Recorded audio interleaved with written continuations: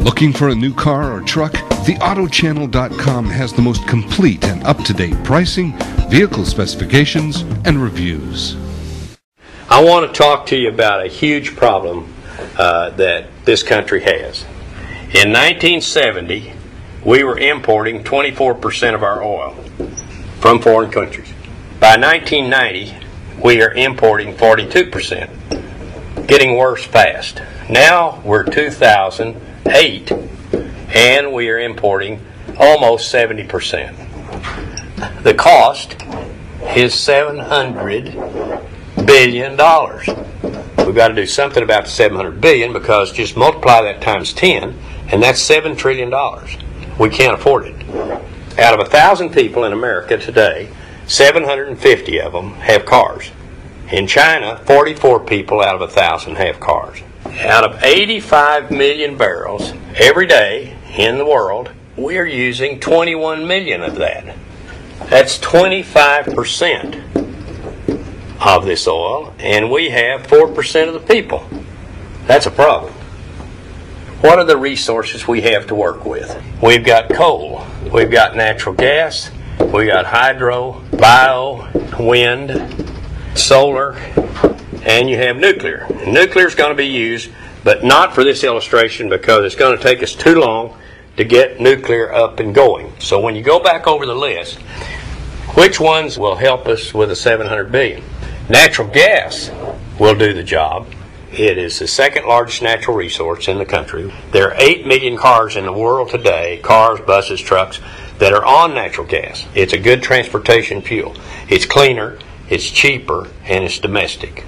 When you look at the power generation pie, 50% is coal, 20% nuke, 22% natural gas. This is the one I want to go to work on. Let me show you a map. When you look at it, the red is the better wind. And you can see here in the United States, compared to the rest of the world, for land size and everything, we're the best. We have more wind than anybody else does. We're not using it. The red being the primary wind area. And it's good, isn't it? It looks nice. It's a huge resource located perfectly in this country, in the center of the country. It's safe, and it can be transmitted both east and west. Now, there's a model town. It's Sweetwater, Texas. It was a town that looks a lot like rural America, where it's gone downhill. Now, because of wind, it's a booming community. They have 2,000 megawatts of wind at Sweetwater. We're building a big wind farm here at Pampa, Texas, which will be the largest in the world. It's 4,000 megawatts. The government has done a very good study on it. It shows transmission for 20% electricity from wind. That's what I want you to focus on, is the 20% that we can do from wind. Let's give wind just a little bit more. So we're going to do power generation with 22%.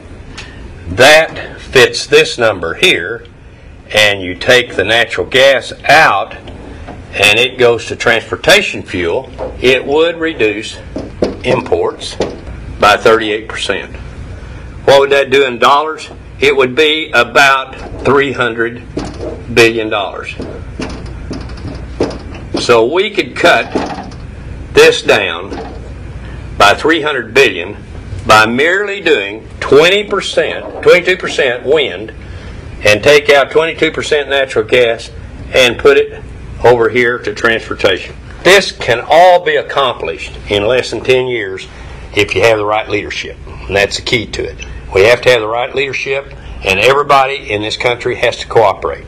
We have to get on the same team. We have to march in the same direction. But we all know that we're going to get loose from this right here. But that is a stranglehold on our country that we can't live with. It's that simple. And this isn't going to solve this thing forever. I'll be gone, but younger people are going to say, hey, look, we got in a bad spot, and we got out. What will happen is you'll go to the electric car, you'll go to hydrogen, you'll go to something, but you're going to have 20 or 30 years to bridge to that point. Now's a good time to search the AutoChannel.com's buyer's guides to quickly and easily find the most in-depth news, specs, prices, rebates, crash ratings, and recalls for every brand of vehicle sold in North America. The AutoChannel.com. There's nothing else like it.